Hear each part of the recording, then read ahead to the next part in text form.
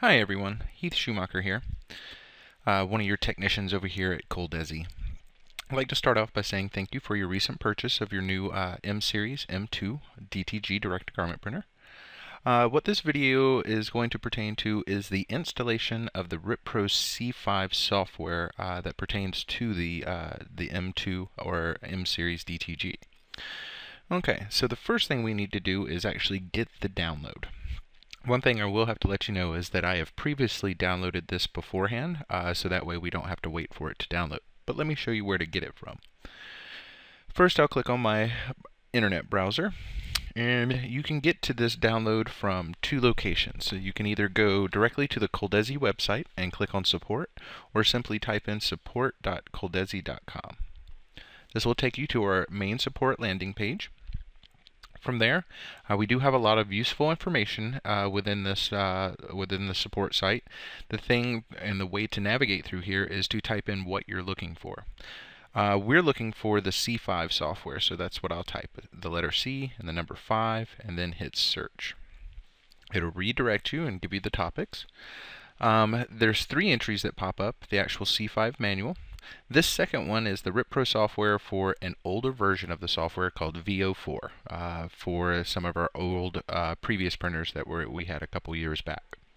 But this is the one that we're actually looking for right here, the RipPro C5 software download. Once we click on that, it gives you basic extracting instructions.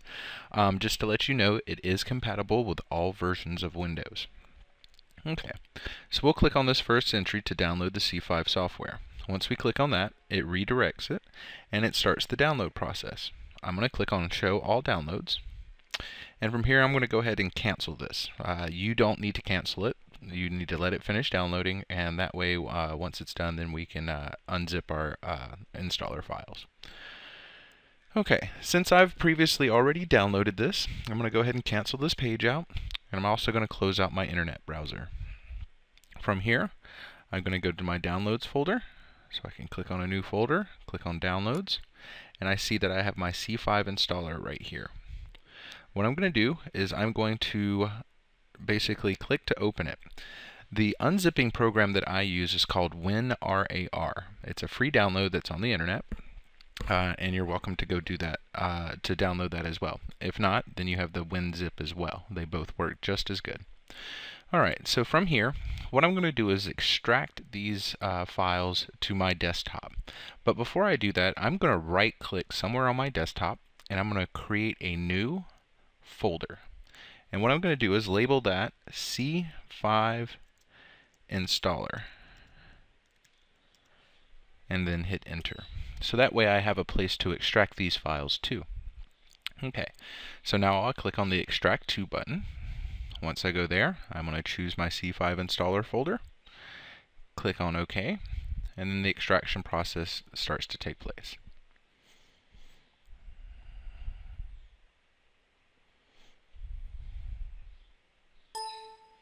Once you hear the confirmation beep, you know that it's done. So from there, I'll close this out. I'll also close out my Downloads folder, and then I'm going to click on my C5 installer folder now. Within here, you'll see 2 buttons. You'll have the actual installation folder, or you can simply click the double click to run setup. It's like a little shortcut for you. So once I double click this, it comes up and asks me, do I want to install it in English? I'm going to choose OK. You'll see the DTG RipPro C5 logo. It'll ask you to plug in your security dongle. Once I plug in my security dongle, you'll hear a confirmation beep, and it'll also open up a little window letting you know that you've plugged in a new piece of hardware. If not, then it already recognizes it, and then we'll hit on Next.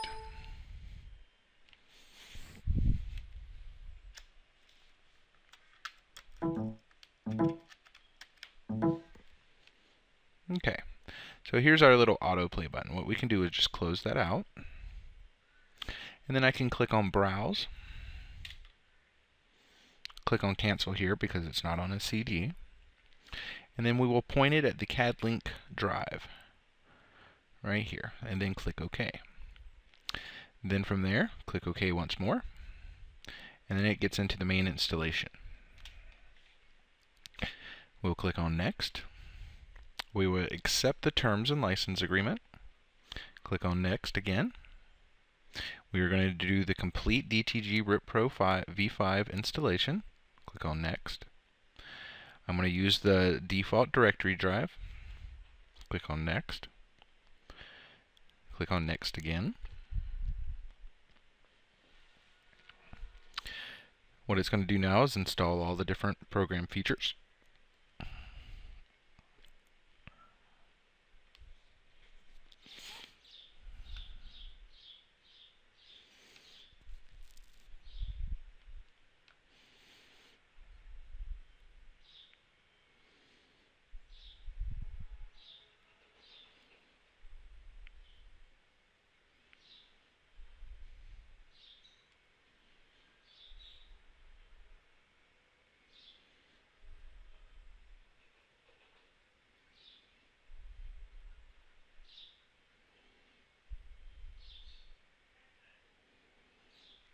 Once this comes up, it might be a good suggestion to restart your computer so everything goes through, but for this video I'm going to click on No, and we'll click on Finish. Okay, so that was the basic installation, the first half of the installation. The next half is we'll actually have to go through, create a desktop shortcut for the program, and to also kind of get all the default settings set up. So from here, I'm going to cancel out of this window. Now I'm going to put an icon on my desktop so that way I can get to the software pretty easily. What I'll need to do is go to All Programs, find the DTG RipPro V5 folder. I will right click on the actual file itself and then send to desktop.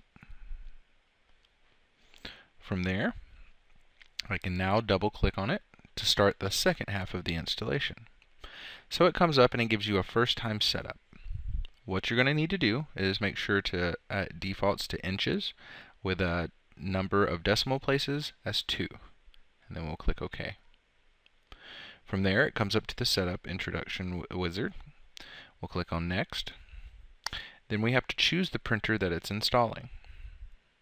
Click on Install, and then we'll choose M series, and then OK. From there, we are going to uncheck Search CD-ROM or floppy drive and choose just Search for dedicated online server to update the device packages. Click on Next.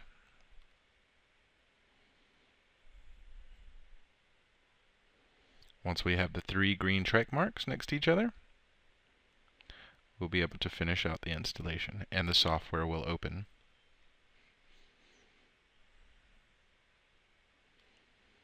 So once we click Next and Finish, our software will automatically open, and here we are. Alright, so I'm going to maximize out this page so that way we can take a look at the different values that we have here and kind of the layout of the software. Over here on the right hand side is your preview window. If I minus this out a little bit, you can basically identify this as your 2 adult platens that would be on the machine. If you were standing at the front of the machine, your belly would be right around here. This would be towards the back of the machine. Okay, so from there, what I'm going to do first is double click on one of my cues. From here, it brings up my cue properties.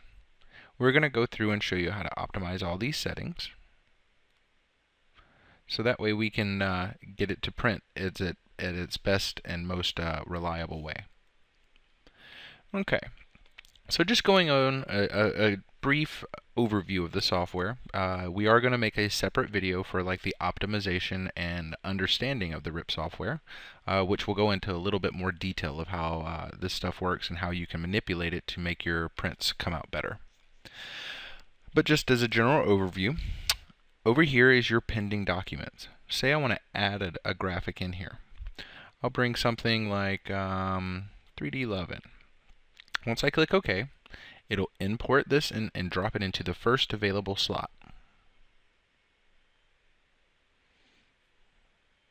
depending on how quick your processor is and how much RAM you have in your computer, the faster this will actually go.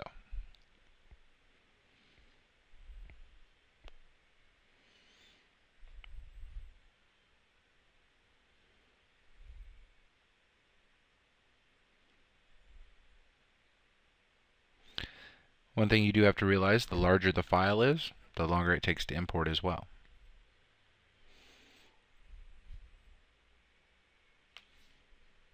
Once it comes in, it will drop it and it will automatically center. It is still going to give you a second before it generates the actual preview itself. But I can go ahead and start making manipulations. Say I want to click on it. You'll notice a blue box coming around it.